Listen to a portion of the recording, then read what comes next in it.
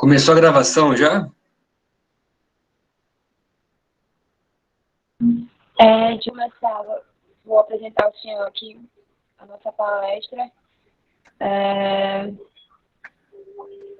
Tem como tema, um curso Modelos Termodinâmicos. O palestrante é o Gabriel Assis, graduando em Engenharia Química pela Universidade Estadual do Amazonas, mestrando em Engenharia Química pela UFSK, na área de termodinâmica, voltando para a arquitetura industrial, e atualmente atua no estudo do equilíbrio sólido e líquido de princípios ativos farmacêuticos. Então é isso, pessoal. Tem umas questões aqui no chat. As perguntas a gente vai passar para o professor, vocês podem mandar no chat. O vídeo vai ser gravado, a gente vai disponibilizar no canal do ConectCam. E o formulário a gente vai passar no chat também. Pessoas têm oportunidade. Bom, primeiro eu vou agradecer pelo convite do Kaekin, da UFAM. Vamos começar o nosso mini curso.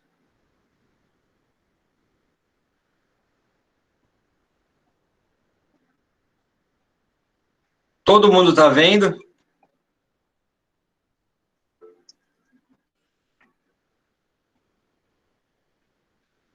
Bom, acredito que sim.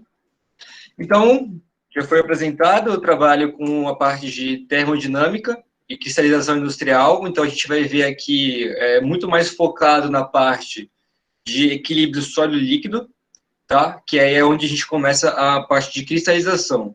Eu vou começar fazendo um resumo sobre a termodinâmica, para aqueles que não estão muito familiarizados. Eu quero que vocês entendam o que é o equilíbrio, a priori, e depois que vocês entendam para que serve a modelagem termodinâmica. E, dito isso, eu vou apresentar para vocês esses modelos, porque são coisas que a gente não vê na graduação, e eu acho que é importante, eu senti falta. Quando eu cheguei lá para começar o meu mestrado, eu percebi que estava bem fora de nível em relação a essa parte da termodinâmica, que eu tive que correr atrás. Então, é uma área que está começando muito agora, a parte de modelagem, tem muitos modelos sendo desenvolvidos cada dia mais aí. Então, saber quando utilizar, em que utilizar e como utilizar é muito importante. Então, a nossa primeira aula aqui, a gente vai ver a parte de revisão do que são os modelos matemáticos, o que são modelos termodinâmicos, os modelos termodinâmicos semi-empíricos, a gente vai ser dados hoje, tá? Amanhã a gente vai ter os modelos empíricos ou teóricos, os teóricos, uso de dois tipos de modelo, beleza? E as aplicações. Bom, começando com modelos matemáticos. Modelo matemático é nada mais aquilo do que você pegar um sistema e representar ele em forma de equações. A gente faz isso desde a primeira aula de cálculo que a gente tem. Aquele cálculo que a gente estava vendo era um modelo matemático em cima de coisas do dia a dia. Então, isso nada mais é do que você pegar alguma coisa que está na natureza, um sistema existente, alguma coisa do gênero, e você determinar isso em forma de equações. Essas equações vão ser úteis para diminuir nossos modelos, nossos problemas e simplificar nossa vida. O modelo termodinâmico é a mesma coisa que isso aplicado em sistemas termodinâmicos, tá? Que são sistemas muitas vezes complexos, dependendo das moléculas que a gente vai trabalhar no sistema, certo? Então, quando a gente vai, por exemplo, medir a parte de solubilidade experimental, é muito importante entender que é um trabalho rigoroso, é muito demorado. Vocês têm noção, eu estou há 2 anos no mestrado e eu só fiz isso. Então, se eu tiver que parar para ver uma solubilidade de alguma coisa, em um soluto e um solvente, por exemplo, sempre que eu precisar, eu vou perder muito tempo. Além de ser caros, principalmente eu que trabalho com farmacêuticos, certo? Então, são solutos caros. Então, a ideia é utilizar modelos, encontrar modelos capazes de resolver nossos problemas de forma rápida e menos custosa, certo? Então, a gente vai estar otimizando, né? Lembrando que O engenheiro ele vai ter sempre a finalidade de resolver problemas e otimizar o que a gente já tem resolvido. E entre as vantagens aí, nossos modelos termodinâmicos, a gente vai ter uma redução do esforço operacional, compreensão profunda dos dados, ajuda na simplificação e aproximação factível e prevê efeitos de mudança na operação. Então, eu vou mostrar para vocês aqui detalhadamente, mas tem casos em que um sistema, uma solubilidade, um equilíbrio sólido-líquido, ele consegue mudar totalmente do nada. Então, você mudar uma composição um pouco ali, ele vai ter um comportamento diferente no sistema. Por quê? Porque eu posso ter a formação de um polimorfo, eu posso ter uma molécula protonada que vai se tornar um ácido, e ácidos são moléculas complexas em solução. Então, tudo isso tem que ser bem entendido antes de você começar a elaborar um sistema, utilizar o modelo e saber o que vai estar acontecendo ali. Se é um eletrolito ou não, se a molécula é polar. Então, são etapas que a gente tem que passar antes de chegar no próprio modelo.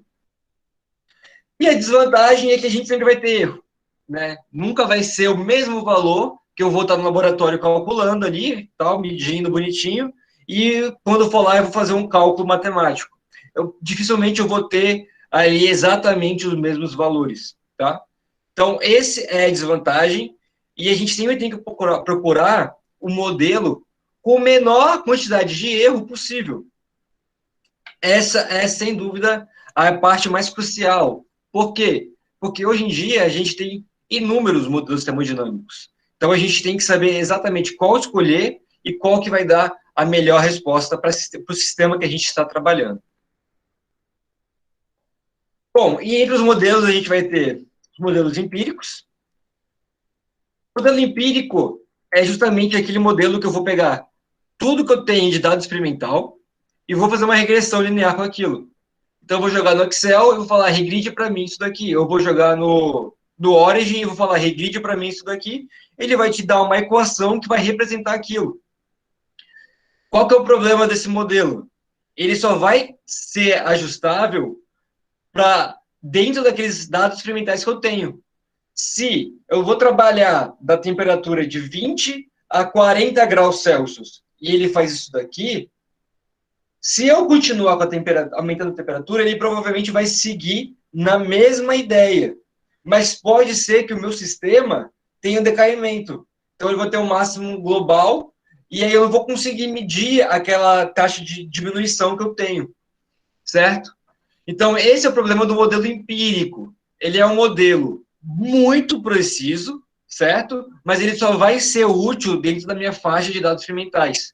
Atualmente, o que tem sido muito feito são redes neurais, certo? Que também são modelos matemáticos, e você vai ter um grande conjunto de dados, mas aí tem que ser uma quantidade bem robusta mesmo de dados, e você consegue prever algumas coisas diferentes dentro daquilo que você está trabalhando.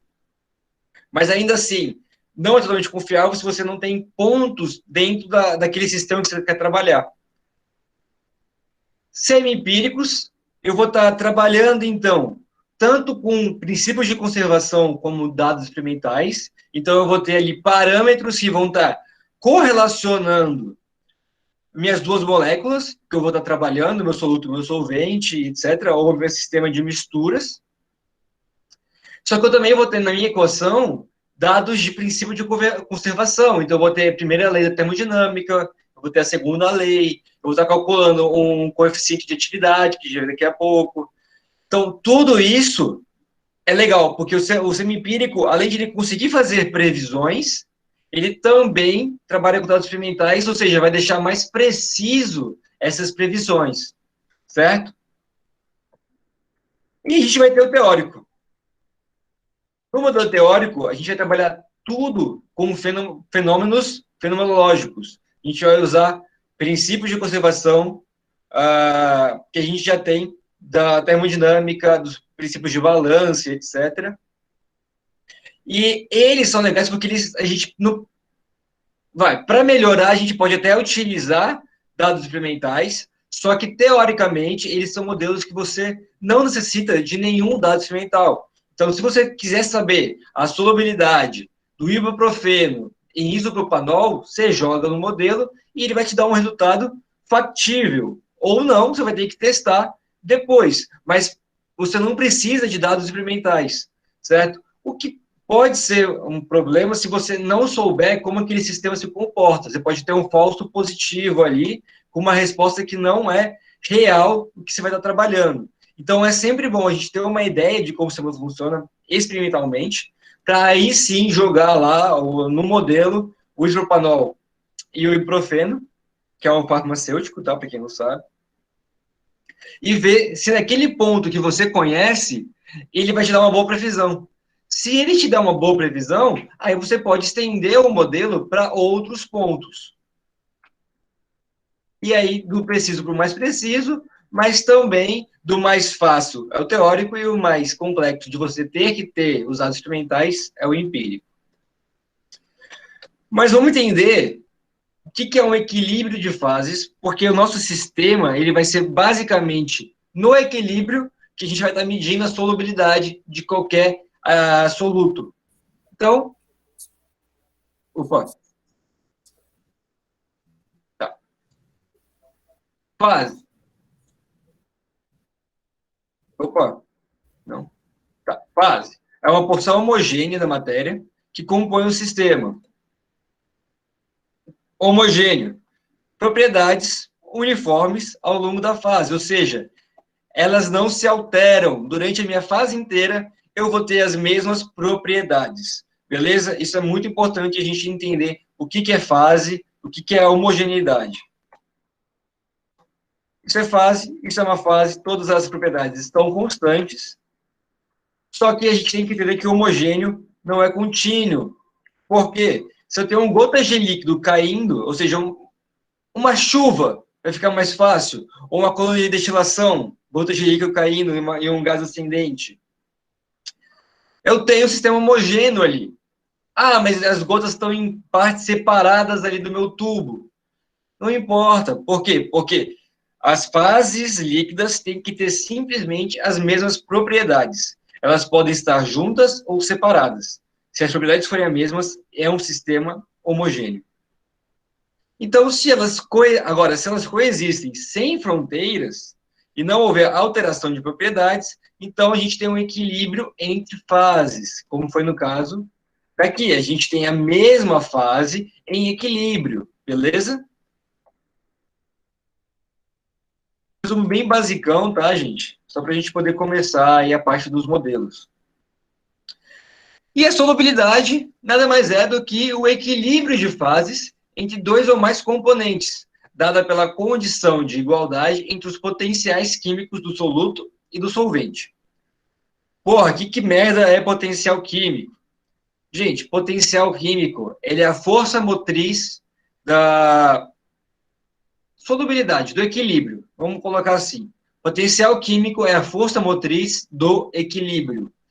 Então, da mesma forma que um sistema, deixa eu pensar, de ebulição, sistema isotérmico ali de ebulição, estou mantendo a temperatura constante.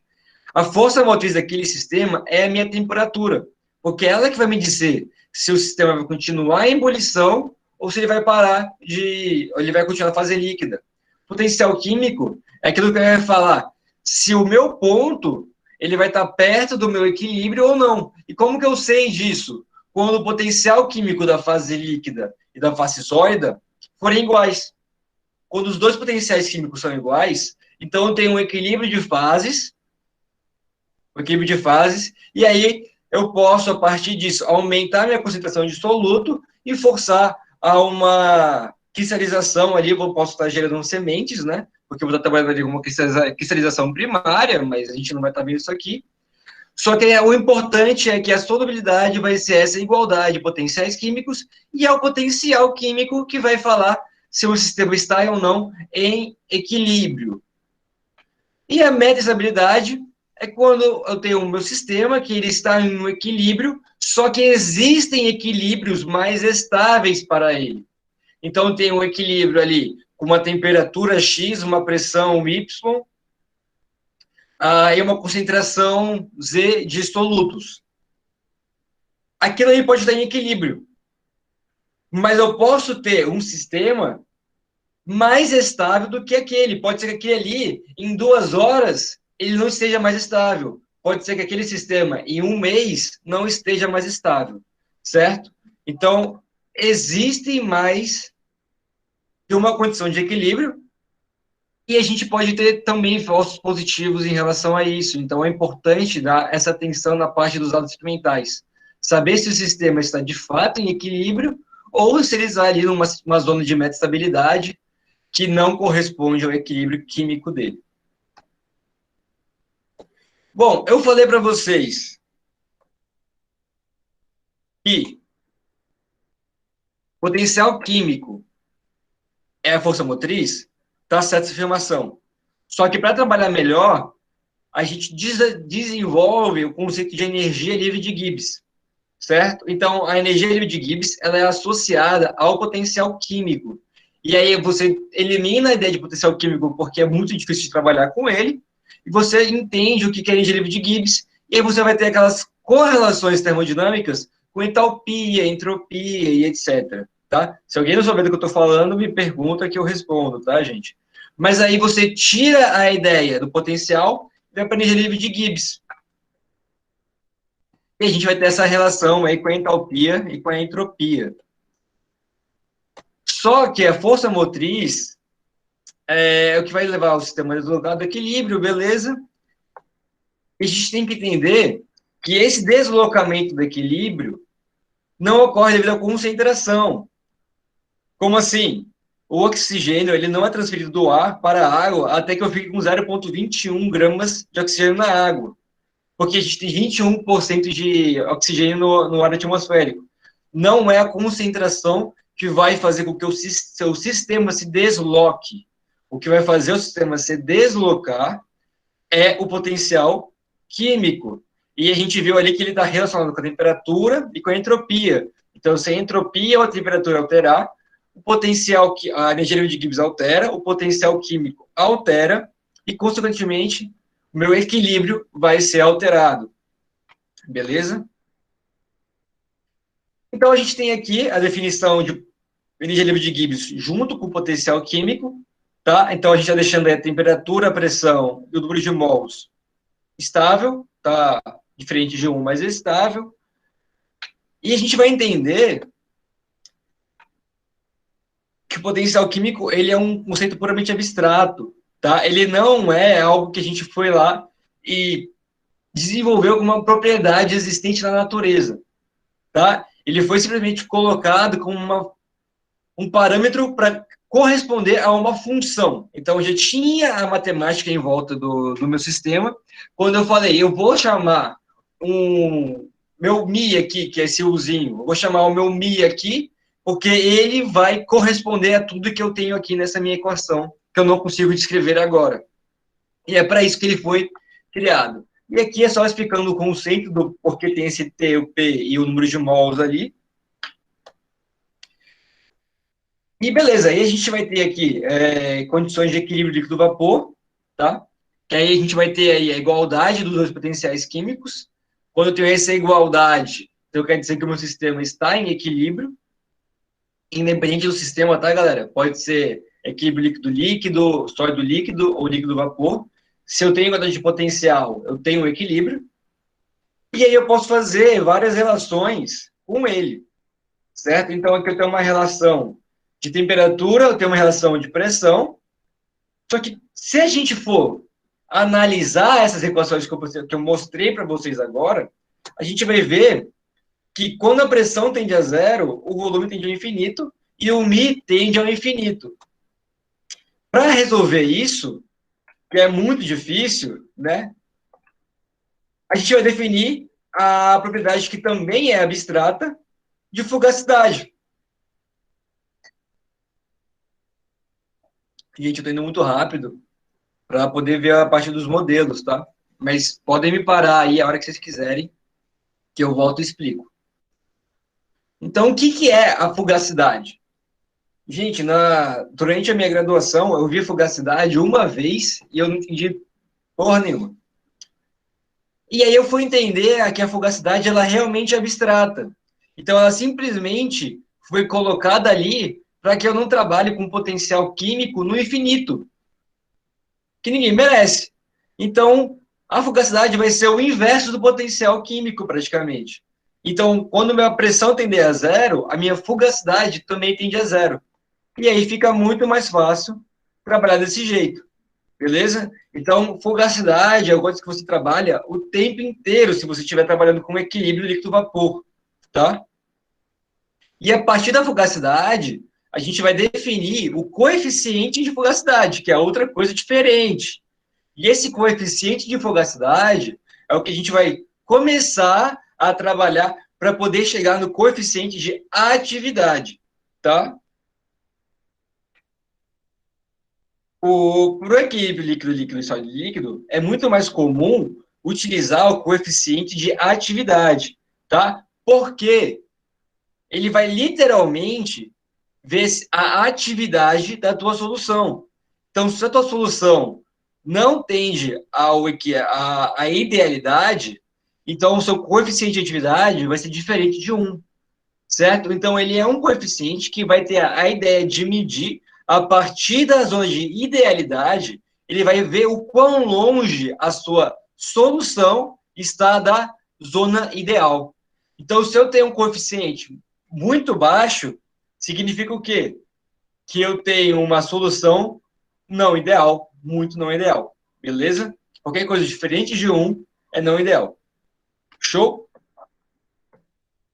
E por definição, a gente vai ter que o coeficiente de atividade vai ser essa relação da fugacidade do meu sistema com a fugacidade no sistema padrão, que é essa fugacidade com zero, em relação a x, certo? Sempre que eu trabalhar com x, eu estou falando do meu sistema líquido.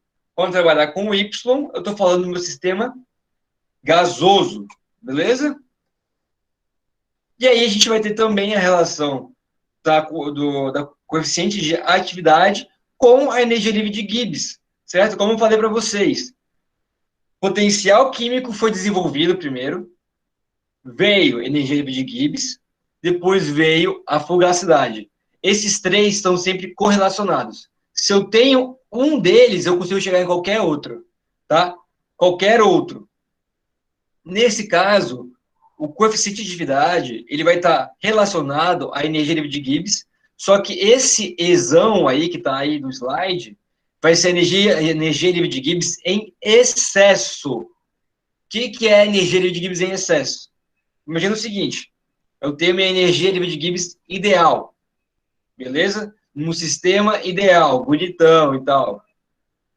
Nesse sistema, eu tenho uma energia livre de Gibbs, que essa seria se o sistema fosse ideal. Para o meu sistema real, eu tenho uma outra energia livre de Gibbs, beleza? Essa energia livre de Gibbs é no sistema real, então ela vai passar por outros fatores que essa daqui não considera. Então, essa daqui ela pode estar maior ou menor. Normalmente ela vai estar maior, beleza? E o que é o coeficiente de atividade? O que é o excesso? O excesso é o real menos o ideal. É aquilo que passou do ideal. Então, se eu tenho mais do que o ideal, eu tenho o excesso. Essa é o valor da energia livre de Gibbs em excesso. E por que o coeficiente de atividade vai estar relacionado com a energia livre de Gibbs em excesso?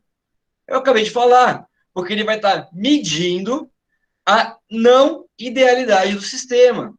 Então, se eu quero saber o quão não ideal é o meu sistema, eu tenho que pegar o real e subtrair do meu ideal. Show?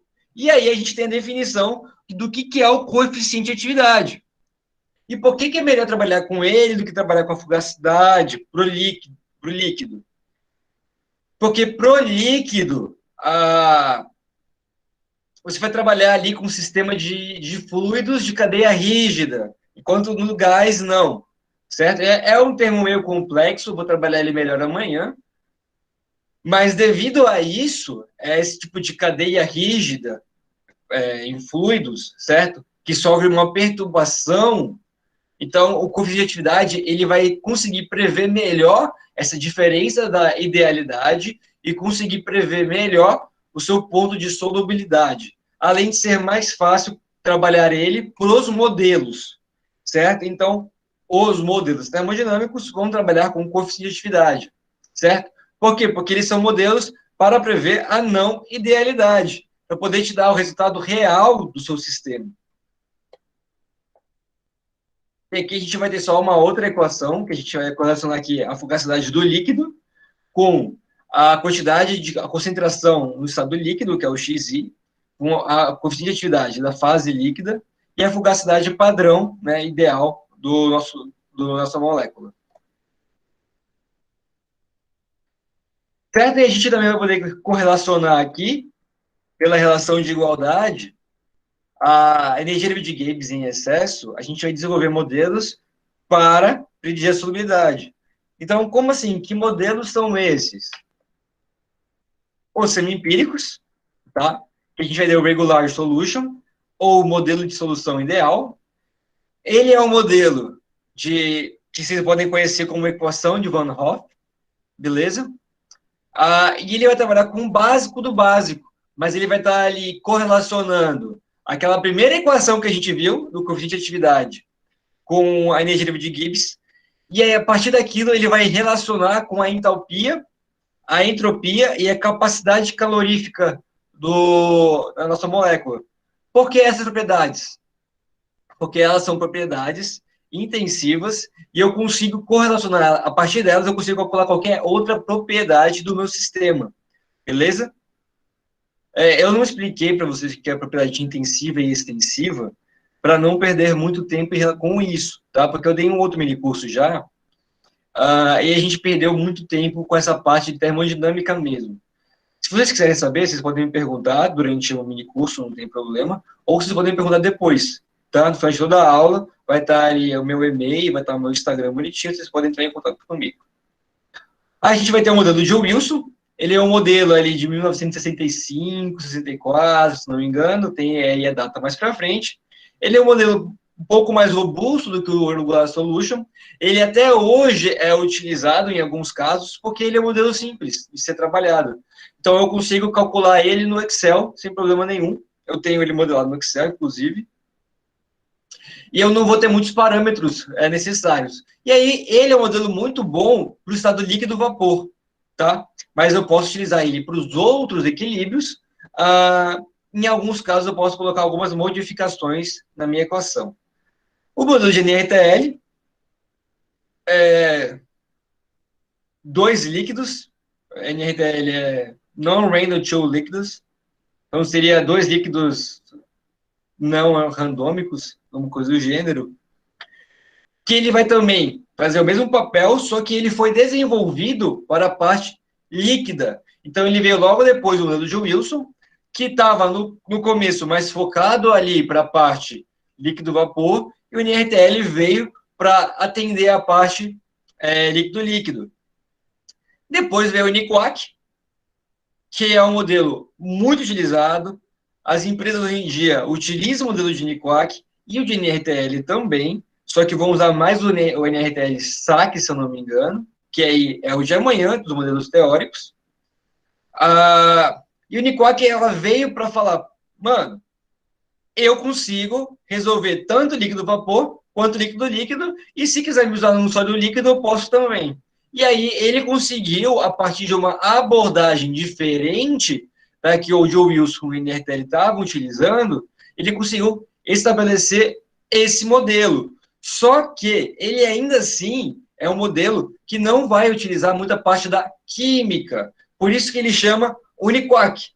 É um modelo quase químico. É literalmente isso o nome dele. Seria um modelo quase químico. E a gente vai ter os fenomenológicos, né, ou teóricos. O UNIFAC, ele é uma modificação do modelo da UNIQUAC. O NRTL-SAC, que é uma modificação do NRTL. O PC-SAFT, que é uma equação de estado, beleza? Ou seja, o PC-SAFT, ele é totalmente teórico, tá? Então, ele é uma equação de estado, vocês vão entender melhor isso na aula de amanhã. E o Cosmos-SAC também vai utilizar ali a parte da ideia do SAC, que eu vou explicar melhor para vocês amanhã, mas é de cadeias rígidas também, certo? O saque é essa nomenclaturas ali para segmento. Então, eu vou estar considerando cadeias de segmento para poder fazer meu cálculo. Bom, mas então, hoje, a gente vai trabalhar os modelos semi-empíricos e amanhã a gente vai trabalhar os modelos teóricos, além de eu explicar para vocês a diferença entre o que é o modelo de coeficiente de atividade exatamente e o que é um modelo de equação de estado. Qual que é o melhor ser trabalhado, por que é melhor ser trabalhado e quando ser trabalhado. Mas a gente vai ficar aí com esse esqueminha, que eu achei super legal, pelo rapaz da UFRJ. Primeira coisa que a gente tem que saber é como e quando utilizar um modelo, beleza? Então vamos ver aqui. Se eu tenho uma estrutura polar não eletrolítica, tá, gente? Isso é muito importante, porque se eu tiver qualquer coisa eletrolítica, vai por água a maioria desses modelos. Acho que só o NRTL-SAC e talvez o PC-SAFT, com algumas considerações, se salvam ali na parte do eletrolítico. Você tem modelos específicos para trabalhar substâncias eletrolíticas. Bom, se a minha pressão é menor do que 10 bar, a gente vai ter a... Beleza, a pressão é menor que 10 bar. Sim. É líquido-líquido? Se for sim, a gente vai estar o NRTL e o Uniquac, que foi o que eu estava falando para vocês. Tá? Então, sistema com pressões maiores de 10 bar, não utilizar o NRTL e a Uniquac. Sempre que se tiver um sistema de pressões muito altas, o ideal é você usar equações de estado. Sempre. Tá? Então eu não posso utilizar? Poder você pode, mas eu não vou garantir que o resultado vai ser satisfatório. Então, é ideal você trabalhar com pressões altas. Trabalhar em pressões altas, trabalhar com equações de estado. Por quê? Porque é difícil a gente também ter muitos experimentos em pressões muito altas. E como a gente não tem muitos experimentos, esses modelos vão por água. Entende? Então, por isso que não é tão ideal, porque eles não foram feitos com dados para esse tipo de situação. E aí, se não for líquido-líquido, pode ser líquido-vapor, você entra aí na Wilson, NRTL e Uniquac e as variáveis desses sistemas, né? Ou sólido líquido também vai cair ali para NRTL e Uniquac principalmente, e o Wilson, em alguns casos, você pode trabalhar em sólido líquido. Bom, a pressão é menor que 10 bar? Não. Eu posso trabalhar com Unifac líquido-líquido, tá, gente? Esse Unifac líquido-líquido, ele é uma modificação do Unifac original, beleza? E aí ele já é um modelo teórico. Se ele é um modelo teórico, eu não vou ficar preso a necessidades experimentais, então eu posso trabalhar ali com pressões altas, beleza? Só que nesse caso aí, ele está falando de parâmetros binários. Se eu tenho ou não tenho esse IJ, que é o parâmetro binário, ou seja, como que uma molécula se correlaciona à outra. O Unifac, eu posso ter, eu posso utilizar esses parâmetros para melhorar o modelo. Qual que é o problema? Eu não preciso. Tá? Se eu tiver, melhor. Se eu não tiver, eu consigo rodar. Só que a capacidade de encontrar bons valores, ela diminui muito, muito mesmo, tá? É a mesma coisa do NRTL SAC. Também poderia colocar ele aqui, onde dá o Unifac, só que a capacidade de cálculo cai muito. Então, mesmo que você vai trabalhar com eles, o ideal é você conseguir, na literatura, se você não quiser ir para o laboratório, esse tipo de parâmetro, para aí sim você conseguir rodar o seu modelo. Bom, aí eu vou ter um sistema acima de 10 bar. Aí, todas essas equações aqui, ó, SR, PR ou SRK, são todas equações de estado, certo? Então, aí é o Runge-Kutta, PR, eu esqueci qual que é esse.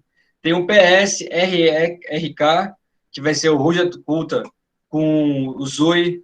Então, tipo, tem várias modificações desses modelos, que são modelos que a gente já conhece, tá? Então, sabe aqueles modelos que a gente aprende? Peng Robson. É um modelo de equação de estado. Aquilo é um modelo de equação de estado. Beleza? Não sei que outro modelo a gente vê na graduação, que eu já esqueci agora. Só que aqueles modelos que a gente calcula para gás, que a gente utiliza em gás, logo depois do PV, igual a NRT, a gente fala, essa equação não é boa, usem essa equação. Aí tem aqueles Azinho, Bzinho no meio da equação, aí o negócio fica grande, já começa a doer a cabeça. São modelos de equação de estado. Eles são totalmente teóricos, beleza? Você pode calcular? Pode, mas eles são teóricos, tá? Então, dependendo do sistema, eles podem não ser tão bons como no caso de eu trabalhar com uma pressão abaixo de 10 bar, eu vou optar sempre em utilizar modelos de coeficiente de atividade, modelos semi-empíricos. Professor, então eu não consigo calcular o coeficiente de atividade se eu utilizar uma equação de estado. Não, você consegue. Você, inclusive, consegue calcular um coeficiente de atividade, a fugacidade e a energia de Gibbs a partir da equação de estado. É possível, mas o modelo não é para isso. Bom, vamos falar agora do regular solution, a equação de Van Hoff. Gente,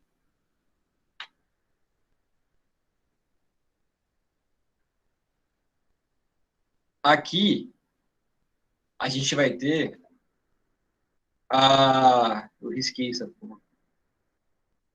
Vai ficar assim mesmo.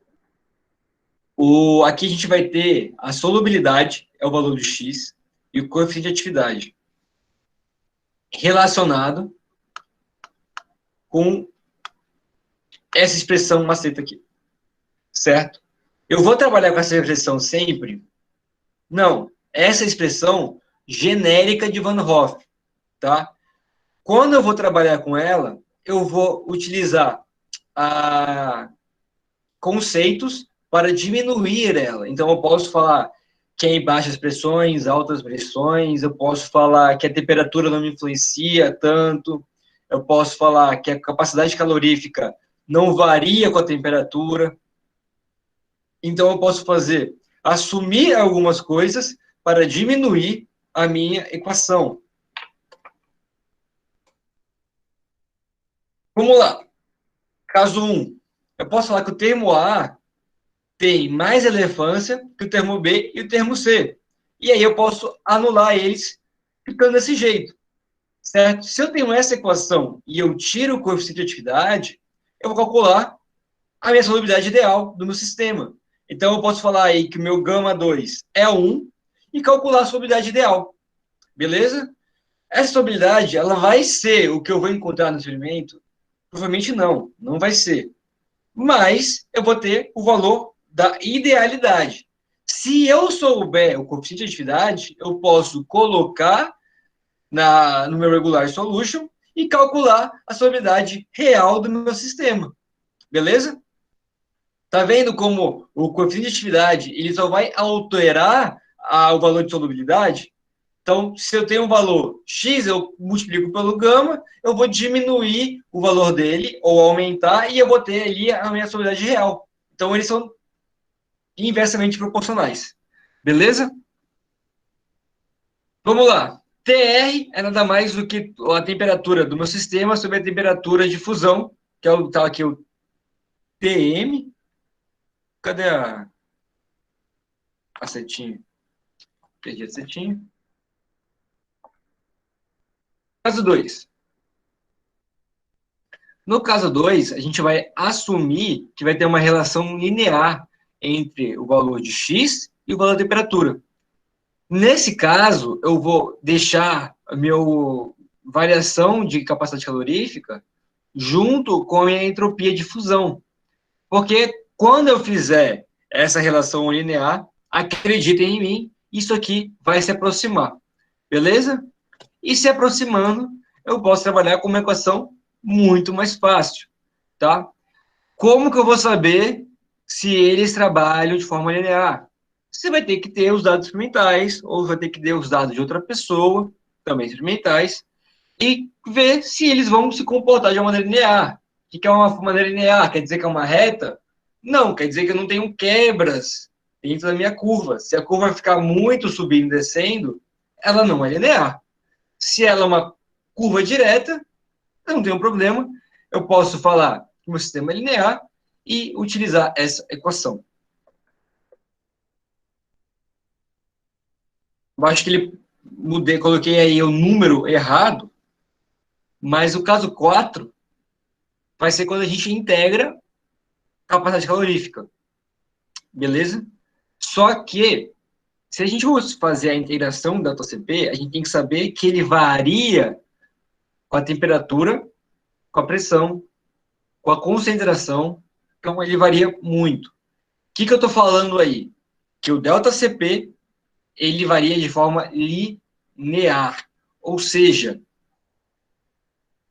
é uma equação de uma reta, beleza?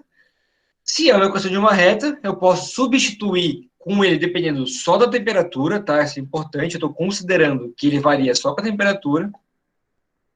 E aí eu consigo ter essa equação um pouco mais robusta. Ah, é melhor trabalhar com essa equação do que com as duas anteriores? Se o sistema for linear, sim, você pode trabalhar com essa equação. Se não, eu diria que o melhor caso para se trabalhar é o caso 1. Por quê? Porque no caso 1, eu estou simplesmente falando que o termo B e C, eles não vão ter grande relação com o termo A. E normalmente isso acontece, tá?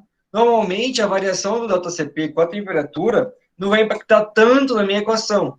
Então, não quero trabalhar com uma equação grande, não quero trabalhar com a equação completa, eu quero uma equação mais fácil e não sei como o sistema se comporta. Uso o caso 1. Beleza? Uso o caso 1, que a chance de dar certo é muito maior.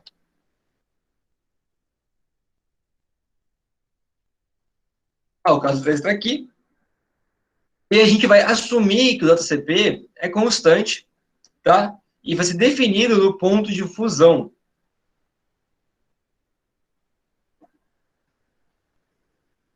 Vamos lá. Então, o ΔCP não varia mais, ele é um valor fixo, e eu fixei ele no ponto de fusão. Por que eu vou fazer isso?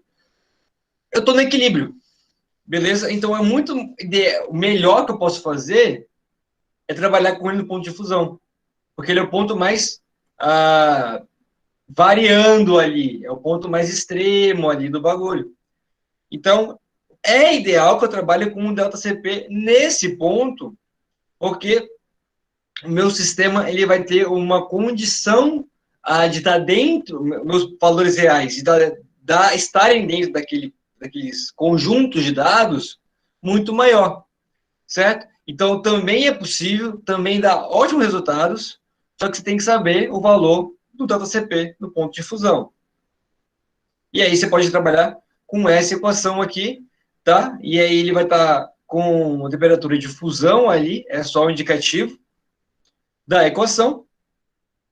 E eu vou só precisar da temperatura e da entalpia. Então, o Regular Solution, ele é um modelo, tá? É uma equação, é um modelo, que é simples de trabalhar quando você assume os 4 possíveis casos dele, tá? Os mais comuns.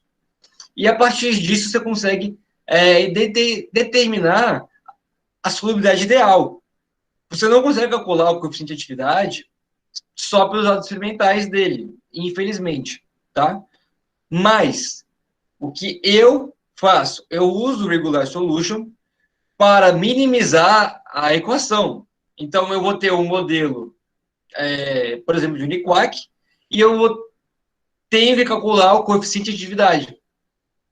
Para calcular o coeficiente de atividade, eu vou utilizar os dados, a solução ideal, a solubilidade ideal, para poder comparar o máximo possível. Então, com essa minimização, eu diminuo meu erro e eu consigo desenvolver os meus parâmetros binários.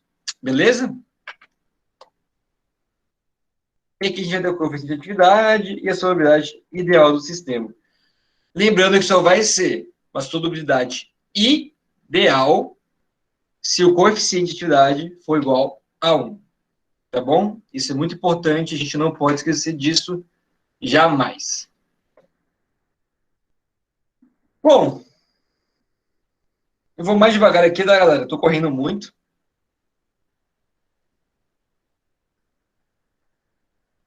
Tava com medo do tempo, mas eu acho que vai dar tempo. O modelo de Wilson, ele foi desenvolvido em 1964 e ele vai definir o que é o conceito de composição local, tá? O que é composição local? Eu vou falar que na minha solução, no meu pacote de solução, deixa eu ver como que eu posso representar isso aqui para vocês. Bom, vamos lá.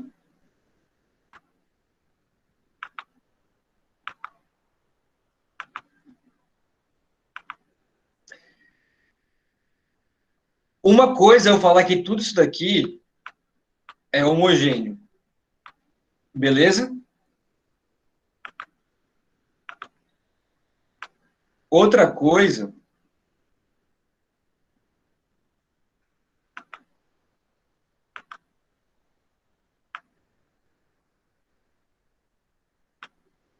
é eu falar que numa parte específica aqui é homogêneo. Lembra que homogêneo quer dizer que as minhas propriedades não variam, certo? Então isso aqui é muito legal. Por quê? Porque você falar que tudo é homogêneo, a gente sabe que na realidade isso é mentira. Não é assim que funciona. Mas eu falar que uma parte específica do meu sistema é homogêneo, isso é legal. Porque a partir disso, eu posso falar que o meu sistema é representado por N vezes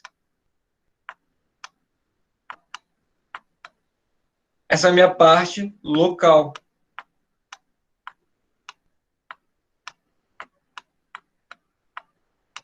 Beleza? Então, isso é a composição local. Eu vou estar representando uma pequena parte do meu sistema e falar que todo o resto dele é o multiplicativo dele mesmo. Beleza? Ah, então é fácil calcular? Não fica tão fácil assim, é um pouco mais complexo que isso, mas é entendível, não é nada de outro mundo, certo? E aí ele emprega na equação da energia livre de Gibbs em excesso, ou seja, na equação do coeficiente de atividade, definida pela lei de Henry. Ah, mas a lei de Henry não é aquele modelo de Henry lá, e aí então não é uma equação de estado? É, mas o modelo de Wilson é um modelo semi-empírico. Então, ele vai ter, sim, a utilização de uma parte de utilização da parte teórica, certo? A gente vai ter uma certa utilização da parte teórica. E aí, a equação genérica de Wilson, a gente vai ver ela mais detalhada.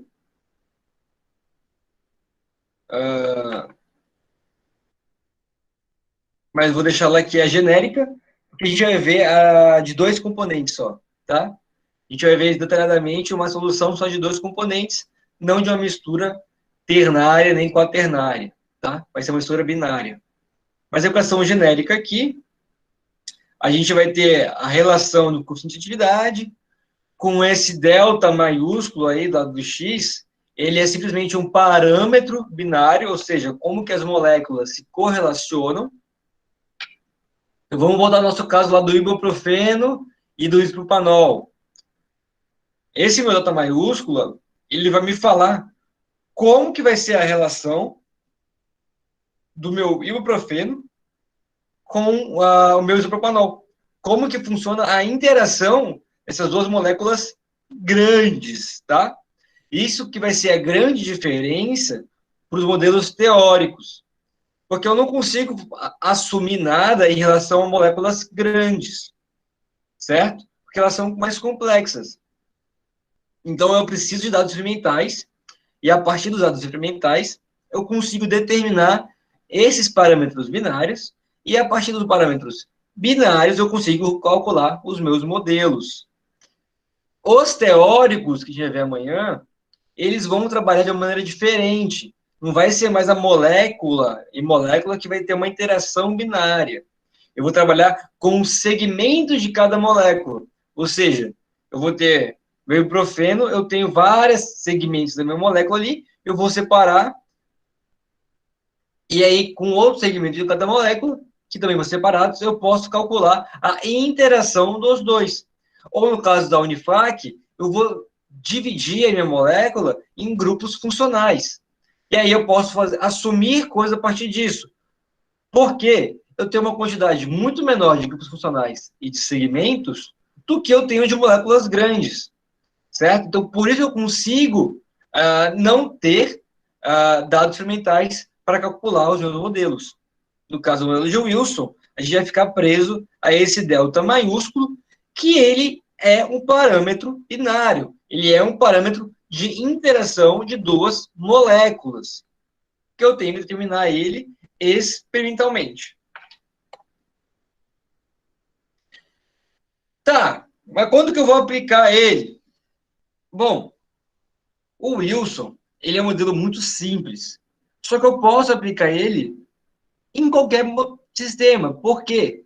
Porque eu não vou nunca aplicar só o modelo de Wilson, certo? Em alguns casos, equilíbrio líquido-vapor, você pode aplicar só o modelo de Wilson se você sabe que ele funciona, se você conhece o sistema e sabe que ele funciona. Nos outros casos, não. Ah, mas por que eu vou aplicar ele então? Porque ele é muito fácil de ser calculado, ele é muito simples. Então, compensa eu fazer ele para ter uma ideia se ele vai me dar um resultado qualitativo ou não, pelo menos no meu sistema, certo? Então, ele vai ser empregado sempre que possível, por causa da sua facilidade de cálculo. Mas ele foi desenvolvido para o equilíbrio líquido-vapor. Em alguns casos, ele vai apresentar bons resultados, beleza? Alguns casos. Para soluções não ideais de hidrocarbonetos, ele é um dos melhores modelos a serem empregados. Então, aqui nesse caso, é legal a gente falar disso, porque mesmo que o meu sistema seja líquido, se for com soluto de hidrocarbonetos, eu consigo aplicar esse modelo. Ah, eu posso aplicar ele para o petróleo, então? Não. Petróleo é um sistema à parte e tem modelos específicos para trabalhar com ele, beleza?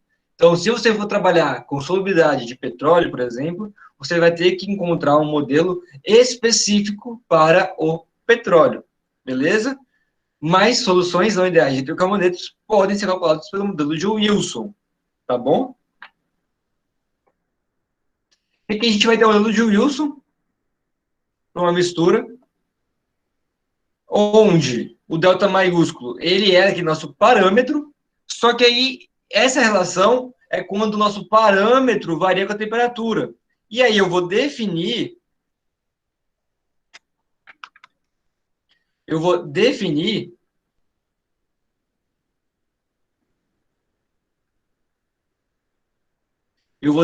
esses parâmetros aqui, que também são parâmetros binários, e deixar esse daqui variando com a temperatura.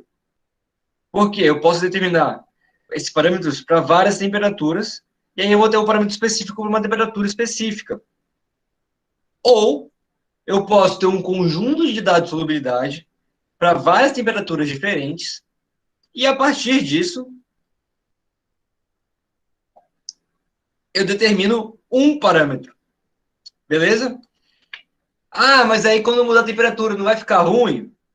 Não, porque ele vai estar mudando a temperatura aqui, o nosso parâmetro maior aqui.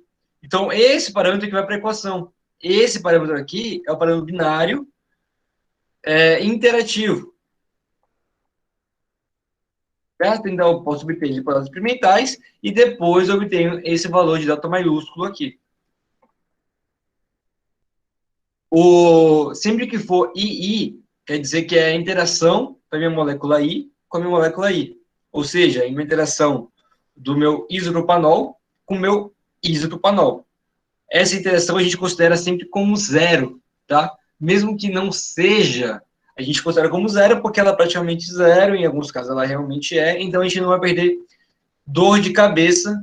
Com isso, a gente vai lá e fala que é zero, não tem problema nenhum, tá bom? E a gente vai ficar só com o parâmetro de lambda e J.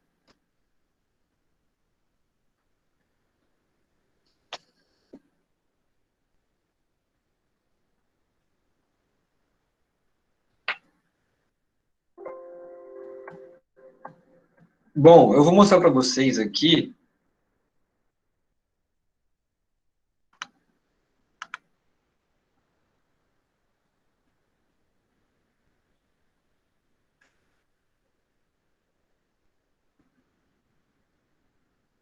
Gente, estão me acompanhando? Tem 16 mensagens aqui, deixa eu dar uma olhada. Beleza.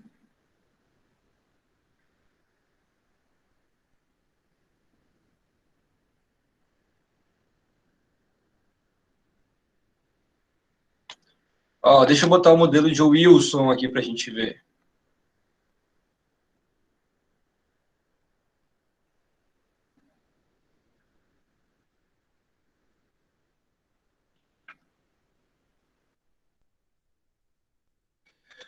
Gente, aqui eu tenho os valores experimentais, tá? Tudo aqui é valor experimental.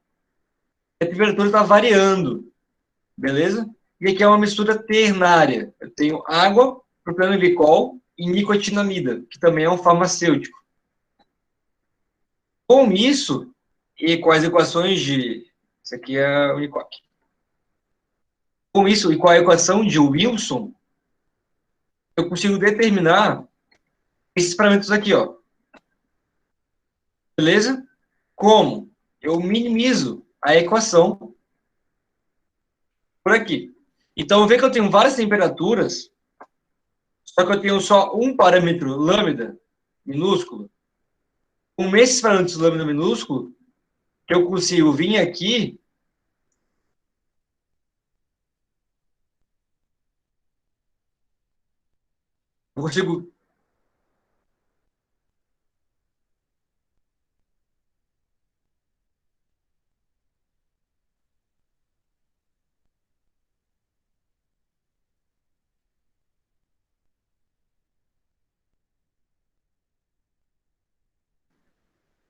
eu consigo vir aqui e falar que, eu tenho um parâmetro que não depende da temperatura, porque eu considerei várias temperaturas para ter o melhor ajuste em todas elas, e aí sim ele vai variar com o R, com a temperatura do meu sistema, para calcular o parâmetro que eu vou jogar na minha equação. Então, mesmo que eu tenha um sistema e uma temperatura diferente, como assim? Aqui eu estou indo até 323,15 graus kelvins. Beleza? Mesmo que eu tenha um sistema em uma temperatura maior do que essa, eu ainda consigo utilizar o meu modelo. Tá? Por quê? Porque o meu parâmetro binário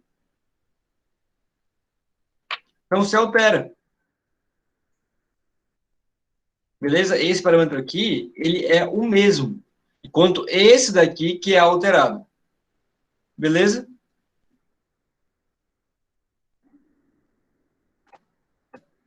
Vamos lá.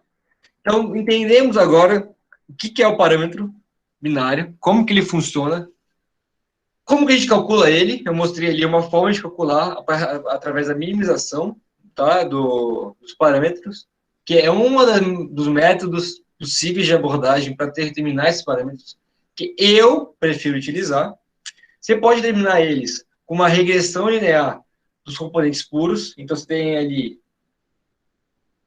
isoponol e ibuprofeno. Você faz uma regressão linear, encontra os parâmetros e joga no modelo. Você pode fazer isso também. E esses são os dois casos mais utilizáveis possível. Outra é, você pode ficar chutando até dar um negócio legal. É possível também, mas eu não recomendo. Mas tem outras formas e tal, só que aí são algoritmos que você consegue trabalhar, que aí você não consegue fazer eles tão facilmente desse jeito. Tá? Então, minimizando para mim, eu tenho um erro gerado ali específico, eu sei qual que é o erro que eu tenho do meu parâmetro, então, para mim, a dor de cabeça é menor. Uma regressão linear, você vai ter o R quadrado só, e eu acho que não é tão interessante assim. Bom, o NRTL, ele foi desenvolvido 4 anos depois do de Wilson, tá? Justamente para conseguir determinar o equilíbrio em soluções líquidas, beleza?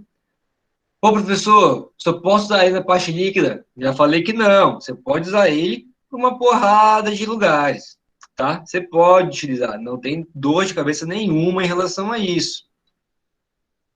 Se ele vai ser útil ou não, você vai precisar de dados experimentais para poder fazer a comparação, tá bom? Mas a gente vai utilizar a teoria de composição local, que o Wilson utilizou no dele, tá? Por que eu coloquei a composição local de Wilson? Porque quando ele utilizou a teoria de composição local que não era dele, ele fez umas modificações. Na verdade, ele colocou dois termos a mais ali, mas como é uma composição local diferente, então não tem problema, é a composição local desculpa, de Wilson, beleza? E aí, o NRTL, né, no caso, o Renan e o Pronuts, foram lá e falaram, beleza, vou mudar de novo a composição local, e colocou o termo de não aleatoriedade, que é o parâmetro alfa, certo? A gente vai ver ele daqui a pouco. E usou a teoria de dois líquidos de Scott, tá?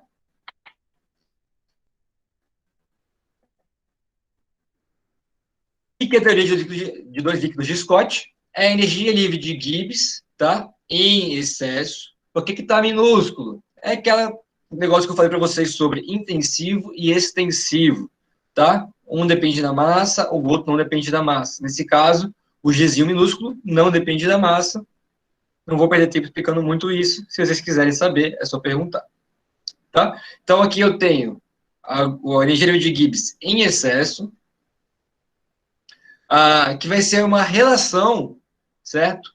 Da energia livre de Gibbs dos meus dois componentes da minha mistura.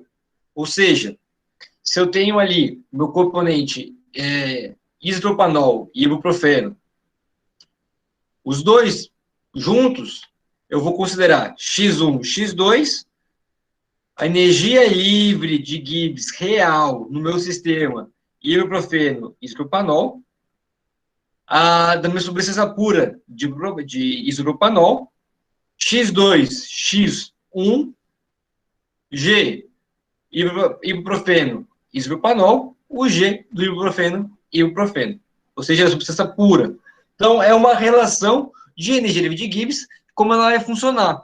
E quando eu tenho a energia livre de Gibbs em excesso, eu automaticamente tenho o coeficiente de atividade, certo? Porque lembra que vai ser o G em excesso sobre RT, certo? Mas essa equação, ela é muito crua, ela não te fala muita coisa, é simplesmente uma relação ali linear. É quase como se colocasse uma reta na minha expressão e falasse, é assim que ele se comporta junto com a energia livre de Gibbs.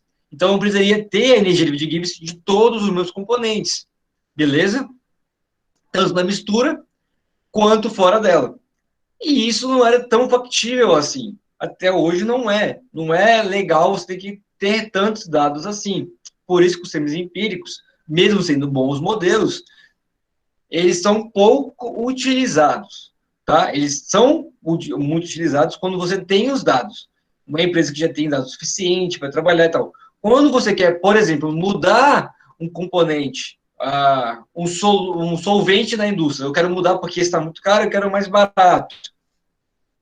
Você não vai ter os dados experimentais daquele negócio. Então, aí você acaba utilizando um modelo mais teórico, que não necessite necessariamente dos dados experimentais. Aí você vai ver se vai se comportar da mesma maneira e tal, do que o seu outro solvente, e você vai ver se você pode utilizar ou não. Mas, no dia a dia, esses modelos eles são muito bons, beleza? Porque você já vai ter ali os dados necessários para isso. E aí, o que o NRTL fez?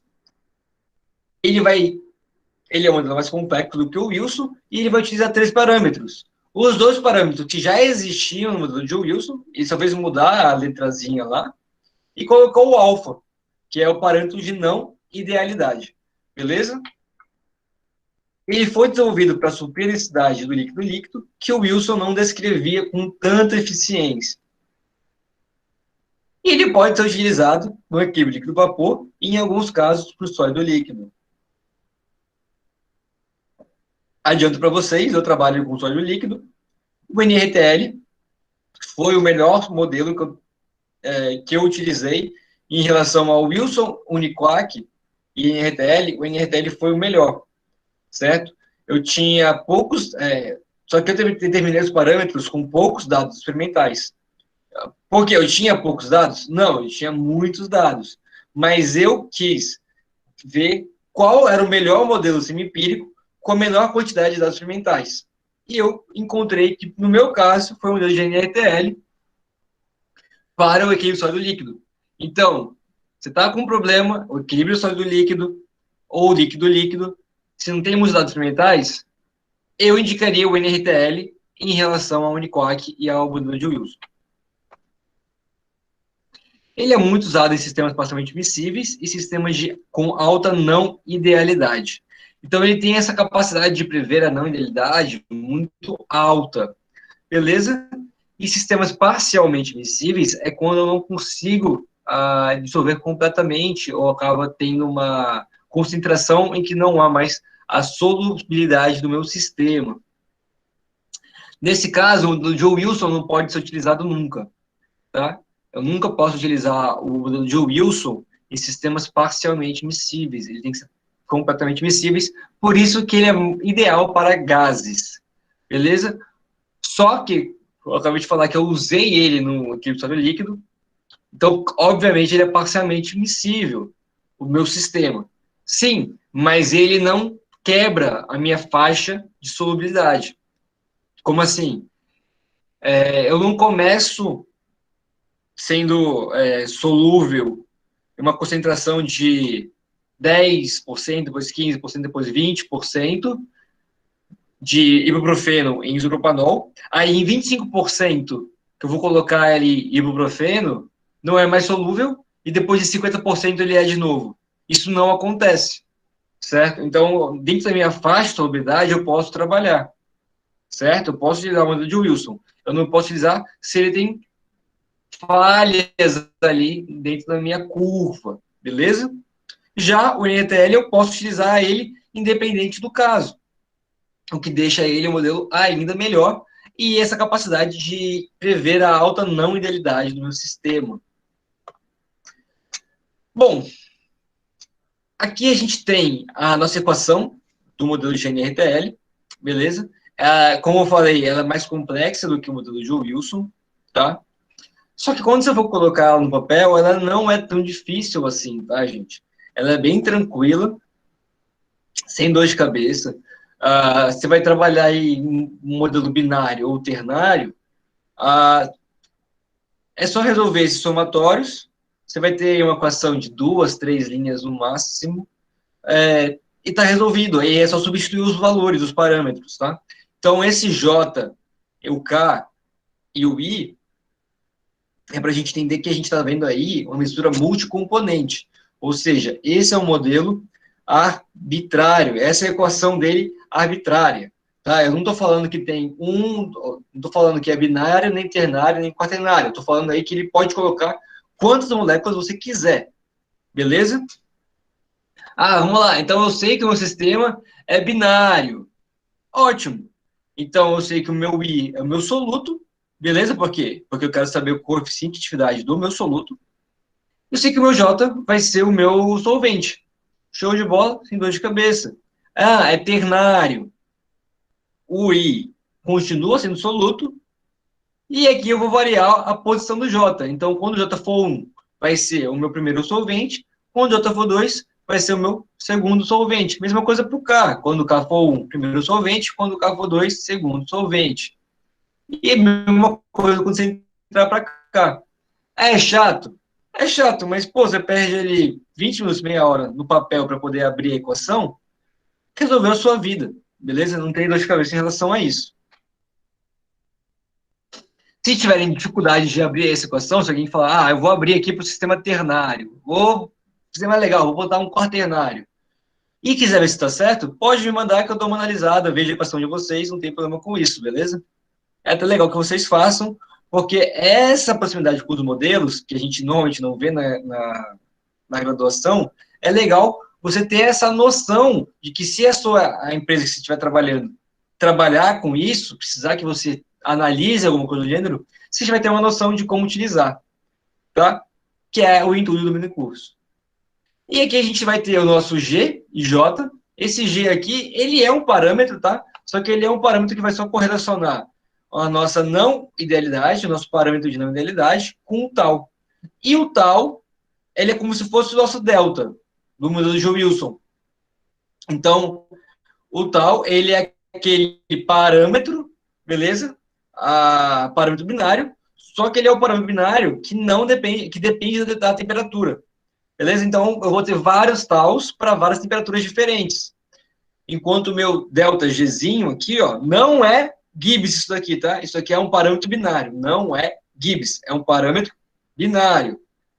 Esse daqui, ele não varia com a temperatura, beleza? Eu posso fazer ele ser variado com a temperatura? Pode, tem equações que colocam ele variando com a temperatura, mas se você já tem um bom parâmetro, com muitos dados experimentais, para desenvolver um parâmetro único, não vai mudar nada. Vai só dar uma reforçada para o tal, que vai também relacionado com a temperatura, e ele vai ficar ali quase a mesma coisa, não vai dar uma modificação tão grande no resultado final. Mas já existe, você pode aplicar, beleza? Então, aqui a gente tem um parâmetro binário, a interação líquido-líquido, a interação vapor-líquido, sólido-líquido, ou seja, seu soluto com seu solvente, o seu parâmetro binário varia com a temperatura, e o seu parâmetro de não idealidade. Então, imagina que aqui, determinei meu parâmetro, show de bola. Então, é isso que vai dar um resultado bom. Não necessariamente, porque o seu alfa vai estar corrigindo ainda mais o seu parâmetro que você obteve, ou seja, ele vai ser corrigido de novo. Então, você tem um parâmetro que corrigiu com a temperatura e que corrigiu com a não idealidade. Beleza? Esse valor aqui, se vocês quiserem anotar, ele varia normalmente de 0,2 a 0,47.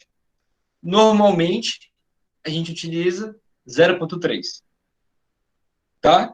Então, você pode deixar ele fixo em 0,2, 0,3 ou 0,47, ou você pode determinar ele junto com seus dados experimentais, mas ele tem que estar entre 0,2 e 0,47. Beleza?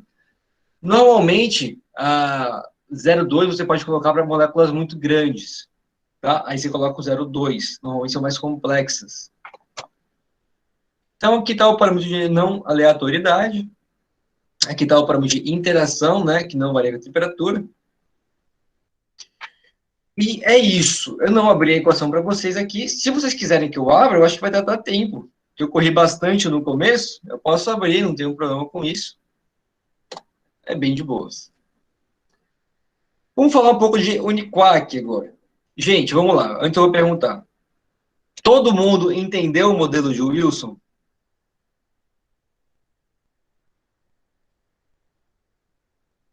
Todo mundo entendeu o modelo de Wilson?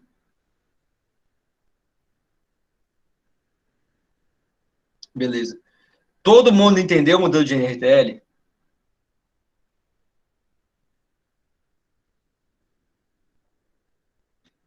Quando é que eu não uso o modelo de Wilson?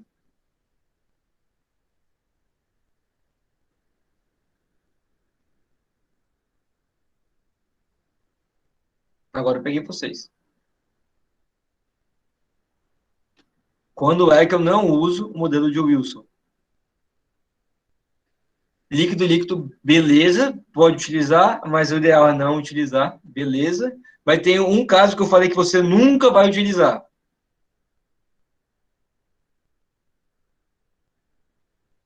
Você nunca vai utilizar o modelo de Wilson quando a mistura for parcialmente miscível.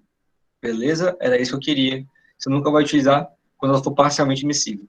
NRTL, você vai utilizar ele no líquido líquido, você pode utilizar no líquido, no sólido líquido, e ele serve para misturas parcialmente miscíveis. Beleza? Modelo de Uniquark.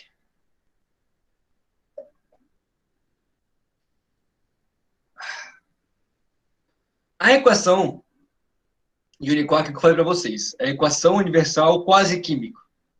Eu acho engraçado quando eu leio isso, mas tudo bem. Mas por quê?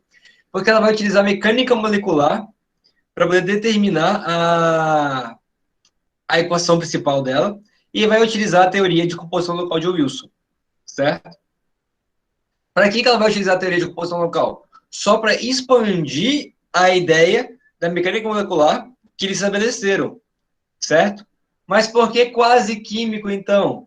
Que além de ser aplicado um conceito de mecânica, mesmo que seja mecânica molecular e tal, física 4, etc., mesmo que seja uma mecânica molecular,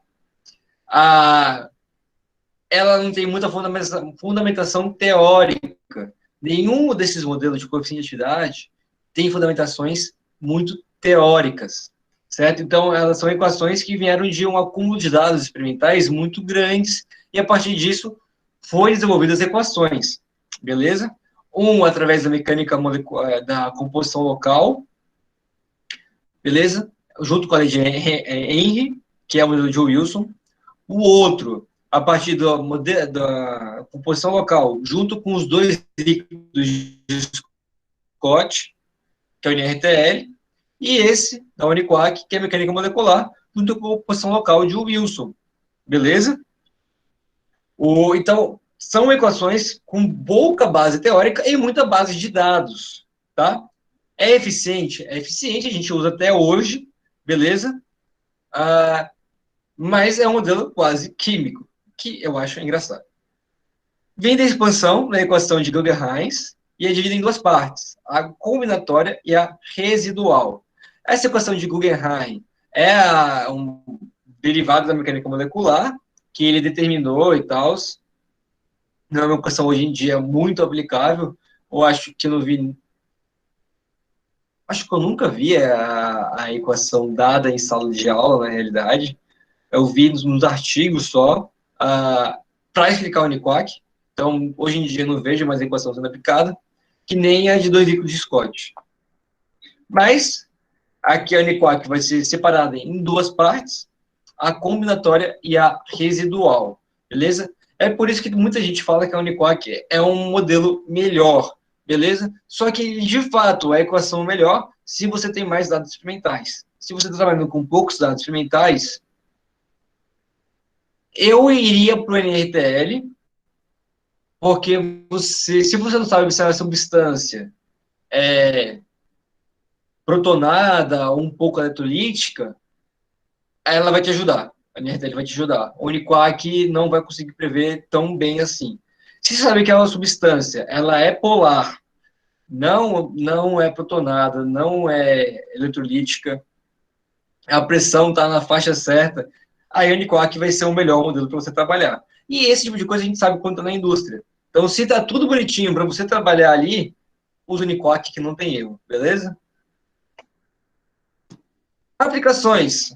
Gente, o modelo de Uniquark, ele é complexo, ele é um pouco mais complexo do que os outros dois que eu apresentei para vocês. Por que ele é mais complexo? Porque a gente tem duas etapas nele. A gente tem a parte combinatória e a gente vai ter a parte residual. A parte residual é uma coisa que... Parâmetros residuais da termodinâmica. Não sei se vocês já viram isso, mas existe engenharia de Gibbs residual, por exemplo, mas não é disso que eu estou falando. A parte residual é a parte que você vai trabalhar com os coeficientes, e a parte combinatória é a parte que vai trabalhar com os dados. Beleza? Então, a gente vai ter ali a parte da Guggenheim e a parte mais da mecânica, tá? Que não dificulta muito o nosso sistema, o cálculo ainda consegue ser feito pelo Excel. Eu tenho ele modelado no Excel, tá? Eu tenho a modelagem dele tanto para o equilíbrio líquido-vapor, como para o equilíbrio sólido-líquido. Eu vou apresentar para vocês depois, tá? Não se preocupem. A equação é capaz de gerar uma boa representação dos sistemas líquido e vapor, líquido e líquido, e misturas binárias e multicomponentes. Então, se eu tenho uma leitura multicomponente, mesmo que o NRTL seja bom, o Unicoac também está ali entre os melhores, inclusive ele foi determinado como o melhor da sua época, tá? O problema dele é que se for uma mistura apolar ou eletrolítica ou qualquer coisa do gênero ali, ele vai te dar uma resposta totalmente aleatória, beleza? Só que ele pode representar bem ainda qualitativamente o teu sistema. Às vezes, se você não tem uma boa quantidade de dados experimentais, ele ainda pode ser mais interessante pela parte qualitativa. Tá? Então, você sabe como que o sistema vai se comportar, você pode ter uma descida no meio daquele sistema, ou não. Ele é interessante nesse caso. E ele vai também ser utilizado aí no eclipse do líquido, e foi conceituado como o melhor modelo de composição local da sua época. Não esqueçam que composição local é uma teoria, porque a gente sabe que, na realidade, nenhum sistema é totalmente homogêneo, certo? Mas se você pega uma parte específica do seu sistema, certo? E ali é homogêneo, você pode estender aquela região para o sistema inteiro. É isso que esses modelos fazem. Eu tenho o artigo de origem de todos esses modelos, se vocês quiserem. Se alguém tiver interesse em ler o artigo, entender melhor o modelo, como que a pessoa chegou ali, etc., eu mando para vocês, não tem problema nenhum. Tá? E aqui a gente vai ter a parte combinatória e a parte residual. Olha que coisa bonita. Né? Eu acho isso maravilhosamente lindo. Aqui a parte combinatória. A gente vai trabalhar com a parte dos... que eu falei para vocês, da parte da mecânica, beleza? E a parte residual, que eu falei para vocês, que a gente vai trabalhar ali com a ideia dos parâmetros binários, tá? Você não pode usar só uma parte ou só a outra, você sim vai ter que calcular as duas, senão você vai ter um resultado muito aleatório que não vai acontecer com nada, tá? Então tem que sempre calcular a parte residual e a parte combinatória, que é diferente, por exemplo, do NRTL SAC, que a gente vai ver amanhã, que também é a parte combinatória residual, só que a parte combinatória é uma equação de estado e a parte residual é a equação de NRTL.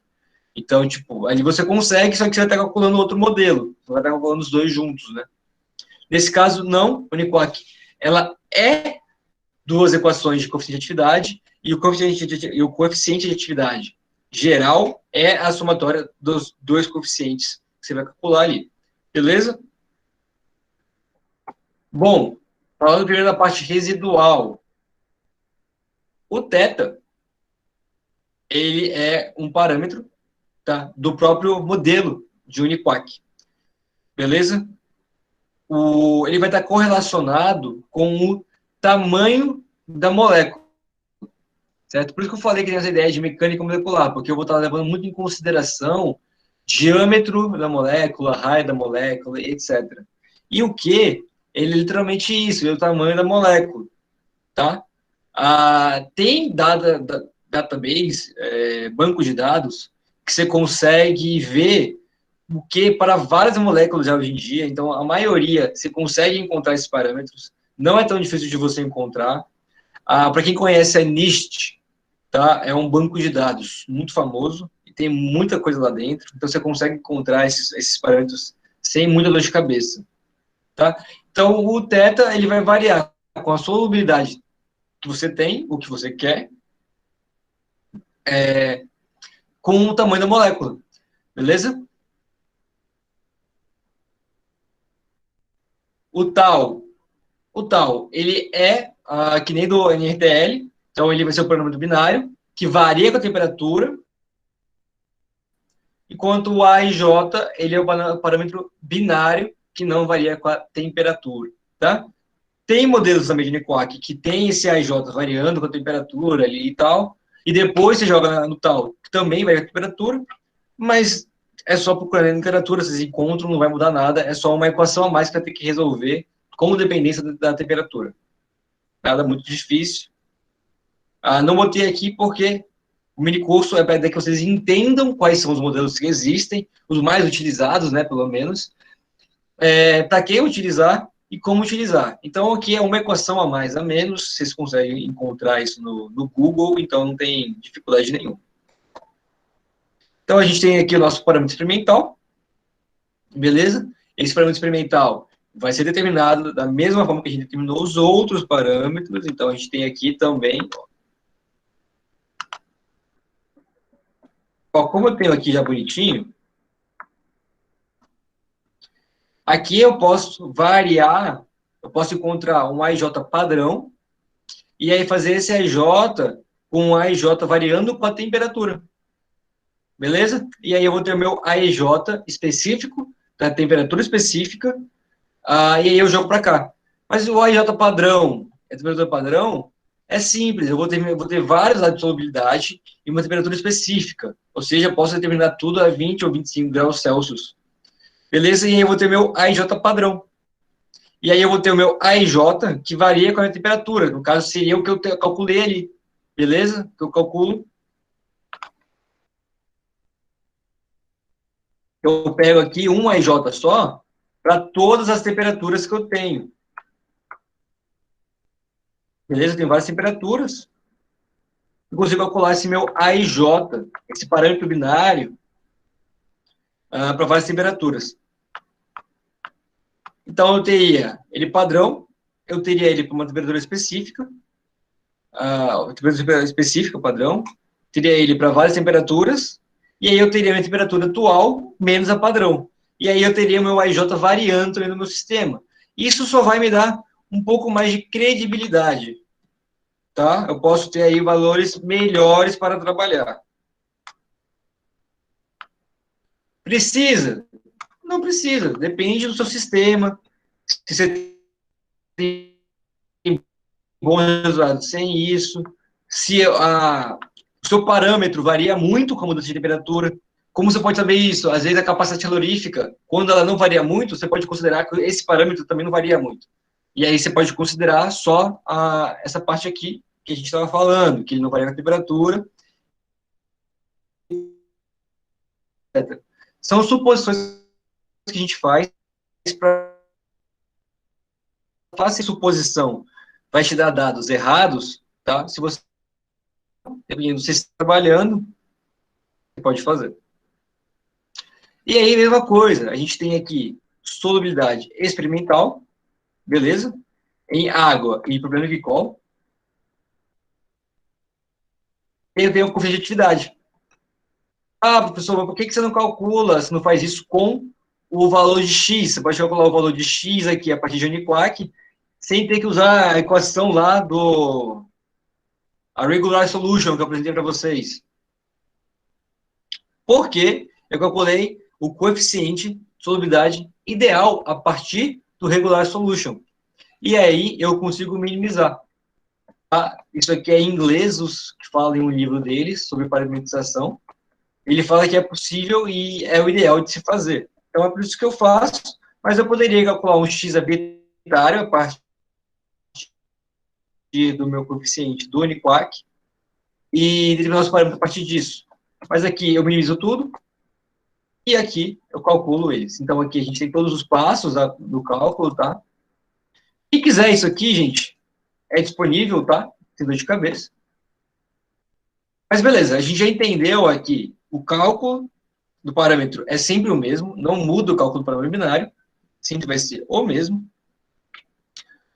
O θ ele vai ser relacionado com a geometria da molécula, que já tem isso em bancos de dados, e a gente consegue calcular a parte residual, certo? A parte de residual por quê?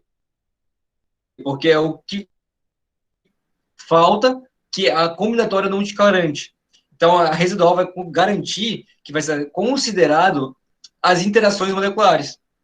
Beleza? Por isso que eu vou estar aqui calculando junto com a geometria da molécula do Q. Beleza? O R vai ser literalmente o raio da minha molécula. Não sei se está raio ou diâmetro aqui, não lembro, mas acho que é o raio, tá? Porque tem gente que coloca diâmetro e bota um Rzão lá e você fica perdido. Mas eu acho que esse aqui é o R, tá? É o raio da molécula, que vai ser útil para calcular a parte combinatória. Por quê? Porque é uma mecânica molecular. Eu tenho que ter, a partir de algum pressuposto, saber como que elas vão se relacionar. Então, eu uso o raio, eu uso a geometria também, que aqui tem um θ, que vai ser relacionado com o Q. Esse L é essa equação aqui, que a gente coloca esse L, na verdade, para diminuir a equação, para não ficar feia. Então, eu coloco tudo que eu não necessito que esteja lá, aparentemente, e coloco aqui. Beleza? O R eu determino fora da equação, o Q eu tenho fora da equação, então eu calculo aqui fora e eu jogo na minha equação real, beleza? O Z, tem gente que pode ficar chateada comigo colocando Z igual a 10. Mas o que é esse Z? O Z é o número de interações iônicas, tá? Ele pode variar para o Uniquark, faz tempo que eu não vejo, mas se eu não me engano, é de 7 a 12 ou 9 a 12. É um desses dois. Ou é 7 a 12 ou é 9 a 12. Só que a própria pessoa, quando escreveu o artigo da Uniquark, ela coloca lá específico que ela trabalhou com Z igual a 10 em todos os experimentos. Então ela não sabe se tem que variar ou não. E todo mundo que trabalhou com a Uniquark depois dela, que eu tenha visto, sempre fala que o Z é igual a 10, como ela fez. Então, tipo, virou um valor fixo de Z igual a 10. Era a mesma coisa se no NRTL eu falasse que o alfa é igual a 0,3. Mas no caso do NRTL, esse valor, ele varia muito. Então, mesmo o autor que escreveu lá o modelo, ele mudava o valor de alfa, o valor da não idealidade. No caso da Aniquac, não. O Z é sempre igual a 10, na maioria dos artigos. Eu acho que eu nunca vi um artigo com Z diferente de 10. Então, a gente pode assumir sempre Z igual a 10. Beleza? Então, esse daqui é o modelo da Aniquac. Beleza? De novo, o R e o Q. A gente determina eles em banco de dados, tá? A gente não vai calcular o tamanho da partícula, o tamanho da molécula, não tem necessidade disso. Parâmetros binários. A gente faz a minimização, idealmente, do coeficiente de atividade, beleza? O A aqui, ele pode variar ou não com a temperatura, depende do seu sistema, beleza? No meu sistema, ele não variava, então não apliquei a variação, mas ele pode variar e você pode aplicar sem problema nenhum. E a parte residual é a parte de interação molecular, e a parte combinatória é a parte da mecânica molecular. Então, o R e o QI são parâmetros de estrutura da molécula e tem valores tabelados. Gente, eu vou apresentar para vocês aqui primeiro os gráficos da Uniquark, depois eu vou para o exemplo, mas eu vou passar bem rápido pelo exemplo, tá? Eu só quero que vocês entendam uma coisa em relação aos modelos, que eles podem ser mais úteis em outras situações também. Tá, aqui eu tenho a Uniquark modelada para o equilíbrio líquido-vapor. Não, só líquido-vapor, líquido-vapor. Esses valores aqui são fictícios, tá? Coloquei aí como se ele dissolvesse 100%, os dois. E aí eu consigo calcular as pressões deles, porque como eu estou em líquido vapor, eu vou ter que trabalhar com a parte da fugacidade, né, com a parte de pressões. Por que eu quis mostrar isso para vocês? Porque aqui você pode ver que eu não tenho pressão apresentada para vocês na equação. Mas a pressão aqui eu utilizo para calcular a fugacidade. A fugacidade, ela tem uma equação termodinâmica que correlaciona a fugacidade com a pressão diretamente. Beleza? Então, eu coloco aqui a mesma pressão, supus uma pressão aleatória que é constante, e a gente calcula a fugacidade, tanto a molécula 1 quanto a molécula 2, que no caso é benzeno e água, se eu não me engano, que está aqui. E aí eu consigo calcular o θ, tudo bonitinho, porque aqui eu já tenho todos os valores, ó. Aqui eu tenho o R, eu tenho o Q, eu tenho o A12, o A21, e aqui a parte de Antonini é só para calcular a pressão, tá? Então eu tenho a pressão, eu tenho o θ, eu tenho tudo bonitinho. Ó, então eu tenho o θ calculado, eu tenho o tal calculado, o φ calculado, eu tenho o que mais eu calculo? Tal, φ, pressões que eu vou utilizar em outros casos, tá aqui, o L, o L calculado aqui, ó, esse L aqui. E aí eu consigo calcular, aqui no caso, calculei direto a energia livre de Gibbs, tá? Como se aqui fosse Gibbs. Mas não é a mesma, eu coloquei aqui já a equação completa, tá? Então, por isso que não dá para entender tão facilmente. Mas por que eu estou mostrando isso aqui para vocês? Porque aqui, com tudo descalculado, aqui o Gibbs sobre R é a atividade, coeficiente de atividade. Aqui eu consigo exatamente montar meu gráfico de equilíbrio líquido-vapor, beleza? Então aqui eu tenho y1, x1. Aqui eu tenho uma relação de pressões. Até, ó, olha como que a pressão ideal seria, né, pela equação de Antoine. E olha como que é a nossa equação real, a variação de pressão real. Muda muito, né? Muda muito. O real é sempre mais interessante do que o ideal. Então, a gente pode trabalhar ele nessa parte mesmo de líquido-vapor. E aqui, a gente tem os dois coeficientes de atividade, né? Aqui, no caso, os valores de G. Reparem que a gente tem um ponto aí que está se cruzando. O que isso significa, que ele está se cruzando? Significa que eu tenho um azeótropo. Porra, então quer dizer que eu posso determinar azeótropo a partir de um modelo termodinâmico? Pode. E aqui a gente determina o azeótropo. Então, não lembro de qual que é, se é a benzeno água ou se é água e acetona. Não lembro qual foi que eu fiz. Eu fiz para vários, depois eu mudei. Mas, enfim, a gente tem tudo aqui bonitinho. Quem quiser essa planilha também pode pedir. E o outro é aqui, sólido líquido. Então, aqui eu tenho um meu modelo que eu calculo a partir da Uniquark, aqui eu minimizo. E aí eu tenho os meus valores de solubilidade. Aqui no caso da nicotinamida. Aqui eu estou mostrando do paracetamol. Então, aqui é o valor de solubilidade do paracetamol em diferentes concentrações de soluto, ou de solvente. Então, aqui eu tenho uma mistura binária de água e etanol. Então, aqui eu tenho 10% de etanol em água, 20% de etanol em água, e assim sucessivamente. Tá, legal, mas daí? A solubilidade de paracetamol, mesmo na mesma temperatura, ó, que é 20 graus Celsius, a solubilidade dele muda ao decorrer do tempo, ó, ao decorrer da variação da minha concentração de água e etanol. Então, em água, ele é pouco solúvel, em etanol, ele é bem mais solúvel, né? Mais de 4 vezes aí mais solúvel. E aí a gente tem esses gráficos bonitinhos aqui, que mostra como, a partir da equação de Uniquark, como que vai variar, né, a nossa solubilidade do paracetamol com a concentração de água e etanol. E a gente vê que ele prevê essa não idealidade, ó, aqui em 85% de água e etanol. Aqui eu fiz os gráficos para substâncias puras. Aqui é só em água, aqui é só em etanol. Os dois em temperaturas diferentes. Ou seja, como que a solubilidade muda em relação à temperatura. Certo? Isso também é interessante, também é importante, porque eu posso inferir isso para cristalização.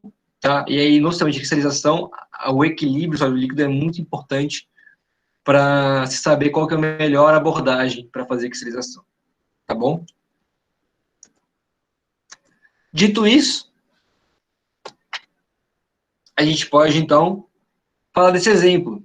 Nesse exemplo, uma equação de Wilson, tá? É o modelo de Wilson, que eu tenho água e acetona, e ele quer que eu encontre o azeótropo, e se é de máxima ou de mínima pressão. Bom, peguei aqui já, isso aqui tá aqui nos dados aqui bonitinhos, tá? Então, a gente tem aí as lâmidas, as pressões de saturação e a equação de Wilson. eu vou utilizar um conceito chamado diluição infinita. Por que que eu vou fazer isso? Diluição infinita, imagina que eu tenho um gráfico. Um gráfico. Esse gráfico aqui, ó.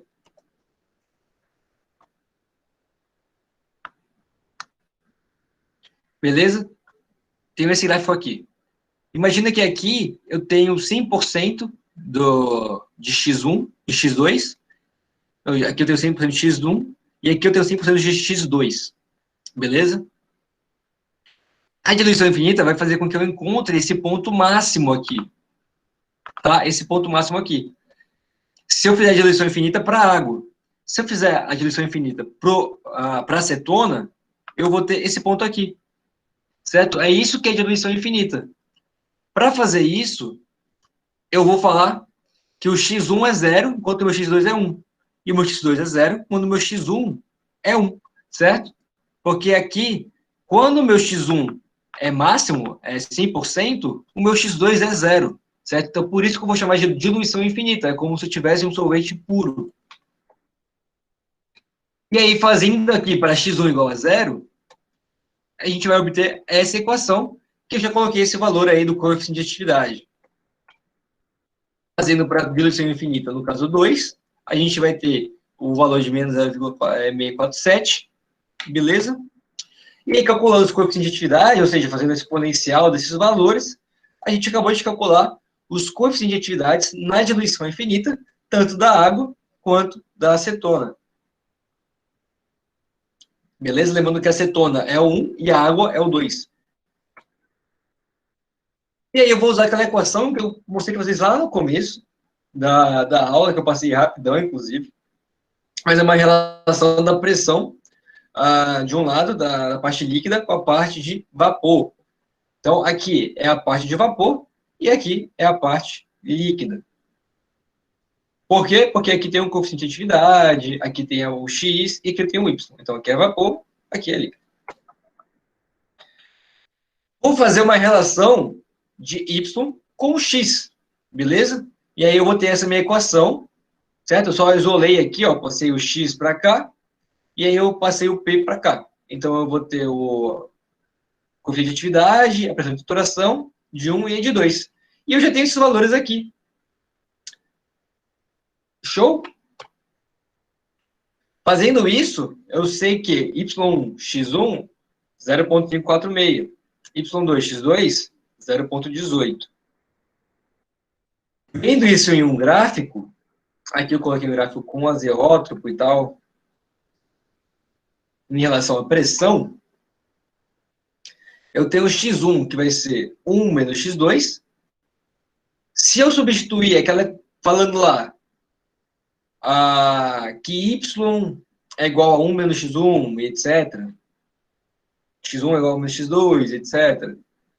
Eu vou entender que o meu Y1 é maior que o meu X1. Cara, não está ficando claro essa parte aqui, mas entenda o seguinte. Quando o Y1 é menor do que X1, Y2 é menor do que X2, meu azeótropo é de mínima pressão. Quando meu Y1 é maior do que X1 e o Y2 é maior do que X2, o azeótropo é de máxima pressão. Tá? Se você entender isso, você já matou todo o problema. Isso daqui é só se você não entender e se quiser colocar uma inequação para entender como que funciona os dois. Tá? Aqui a gente viu aqui, ó, Y1 é maior do que o X1. Como assim? Quando eu passo o X1 para cá, eu sei que esse Y1 é menor do que o X1. Quando eu passo o X2 para cá, eu sei que o Y2 é menor do que o X2. Por quê? Sempre que eu jogar qualquer valor de X2 aqui, eu vou multiplicar ele por 0,18. Então, o meu Y2 ele é necessariamente menor. Beleza? A mesma coisa acontece aqui. Mesmo que o meu X1 seja 10, o Y1 vai ser 5,46. Então, não importa, o Y1 sempre vai ser menor do que o X1 nesse caso. E o 2 sempre vai ser menor do que o X2 nesse caso. Beleza? Então, eu posso falar que eu tenho um azeótropo de mínima pressão. Quando é que não tem um azeótropo? Se um desses sinais aqui se inverter. Entenderam isso? Tipo, y1 maior do que x1 e x2 maior do que y2. Aí eu vou estar mantendo a minha condição no meu sistema. Aí eu não vou estar variando ele. Se eu não estou variando, eu não tenho um azeótropo. Certo? Então, se os dois casos que você tem um y, o sinal da inequação está para o mesmo lado, você tem um azeótropo. Se tem lados diferentes, você não tem azeótropo. Beleza? Se os y são menores do que o x, é de mínima pressão. Por quê?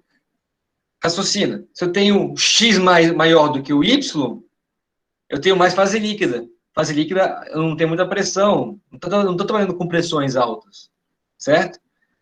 Se o meu y é maior do que o meu x, eu tenho muito gás, muita fase vapor. Então, gás, vapor, alta pressão. Basicamente isso. Bem simples de decorar, na minha opinião. E é isso. Então, a gente pode utilizar a modelagem termodinâmica, além de calcular equilíbrio termodinâmico, você pode calcular pontos interessantes que você precisa, tipo, de azeotropia. Você pode calcular pontos termodinâmicos, você pode calcular a entalpia da solução, você pode calcular entropia, você pode calcular engenharia de Gibbs. Então, tudo isso você consegue calcular a partir dos modelos. E cada uma dessas coisas que você calcula, você pode fazer inferências a respeito da sua solução, do que acontece com ela, do que você pode utilizar ela e de como que ela é alterada, tá? Então, aqui a gente acabou de ver como usar o modelo de Wilson para determinar um ponto de azeótropo. A gente viu lá no Excel que a gente também consegue determinar usando vários pontos experimentais e ver aonde que eles se cruzam. Que eu fiz com o modelo de Uniquark. Também demonstrei que tinha ali um ponto e tal de azeotropia. Bom, eu falei muito. É muita coisa para falar. Aqui está o contato, tá bonitinho. Quem quiser o meu e-mail, quem quiser o meu Instagram. Agradeço muito. Alguma dúvida?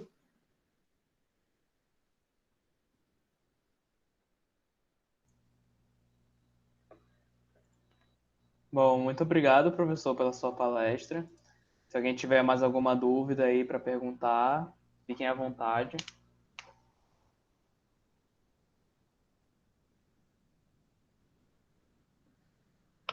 Só deixa o banco de dados, é NIST, eu vou escrever aqui.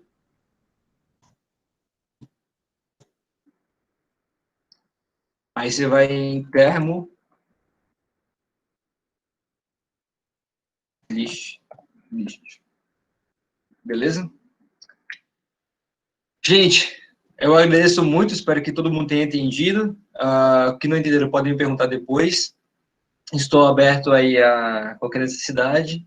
Agradeço muito de novo ao Centro Acadêmico de Engenharia Química da UFAM e boa noite, viu? Tchau, tchau. Muito boa noite, professor. Muito obrigado pela sua participação.